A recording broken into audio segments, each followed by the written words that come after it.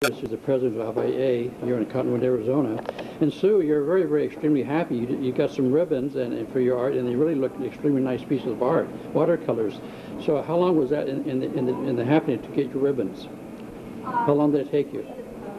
To paint? No, to actually get your ribbons. You said it was your first ribbons. Oh, I've won a lot of ribbons, but this is the first time I've ever won best of class. Oh, really? In a section, and this best of class at the fair means all of the 2D except photography. Artwork was judged. The judge was Don Scher. He's quite a famous artist here in the local area. He was the judge, and no one knew the judge ahead of time except Jean Jones, who is sponsoring this entire part. She takes care of the fair for us every year. Oh, really? That's nice.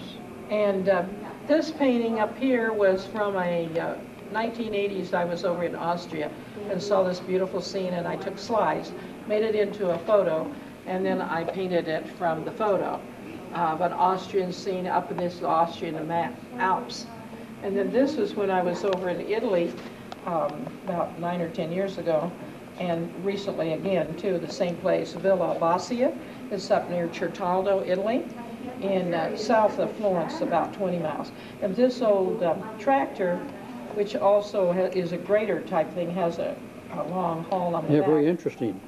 Yes, and they're still using that every day. I just call it resting at the villa because he wasn't on the tractor, but he farms this area all the time around that region. So those two locations, did you stay overnight? Yes, I was there twice in the villa and with the Sedona Art Center. And the first time I was there, we stayed, about a week. And the second time again, about a week.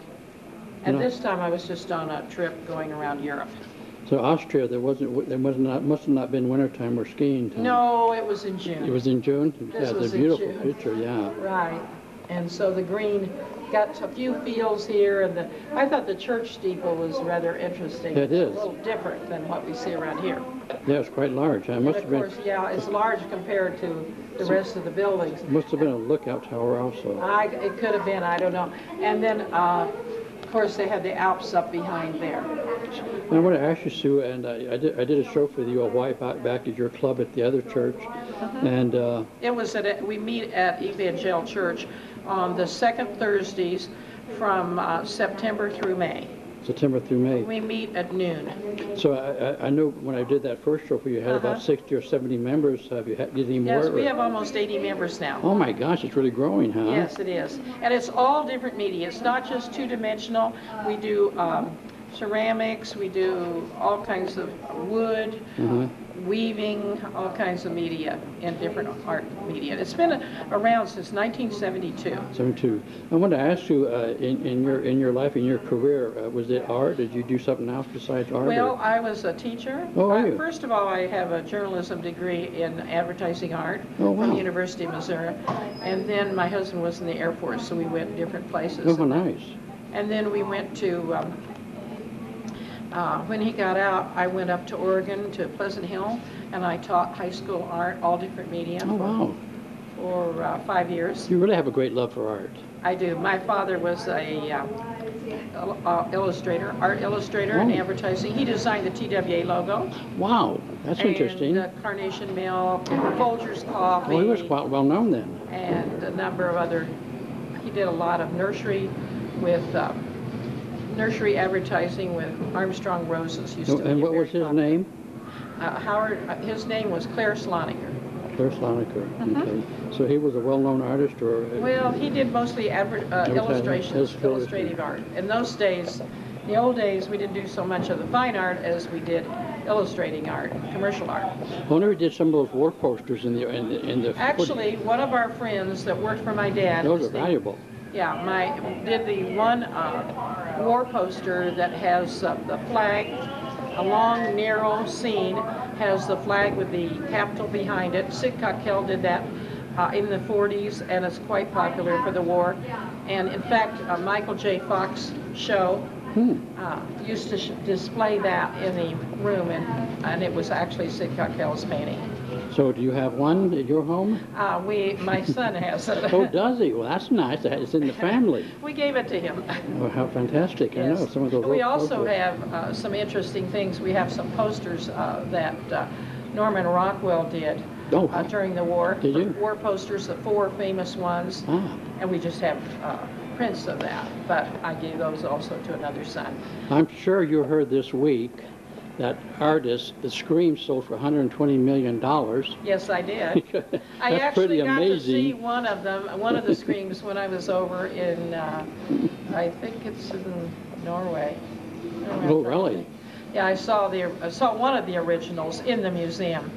I wonder if he was a starving artist when he was young. I don't think he was too popular. I know he was. I can't remember him pronounce his name. What is his name again? I can't. I know he's from Sweden or Switzerland or someplace like that. No, he was a Scandinavian. Scandinavian, okay. Scandinavian artist. And a lot of his paintings I've seen in the museum there, and they are just photos of different people Really? and scenes around the area. Oh. They weren't that kind of a photo. But It was only this painting that got so famous. But didn't he do several of them, like the Scream, or just I guess they said he did 4. 4 of them? Yeah. That's what I heard. But that's unimaginable. $120 million. I can't comprehend it. I'd like to know the person who bought it. They had to Yeah, be a well, billionaire. They had to be a They're billionaire. probably not going to tell. No, definitely not going to tell. Well, so I want to thank you, Sue, for this And time and showing Jean your art. Jones just came in, and she's running the fair, and so she's right behind you there if you'd like Okay. to see her. Okay, but anyway, thanks a lot. You want to give it an address, a phone number, so people want to contact you, or for your No, I live out in the country. No, I mean for your club. You mean for El Valle Artists? Yes, right. My phone number is 928-300-2352. And if you'd like to be interested in joining our group, we have about 80 artists, all different media, and it's the oldest art group in this whole valley. We're called El Valle Artists, which means the valley. I'm sure you know I did Beth Chavez Yes. a while back in Yes, she and her brother were the ones who started the whole thing. They're the ones who started our group. Well, thanks a lot, Sue, and have a great fair. Okay, thank you. You take care. Okay, thank you. Bye.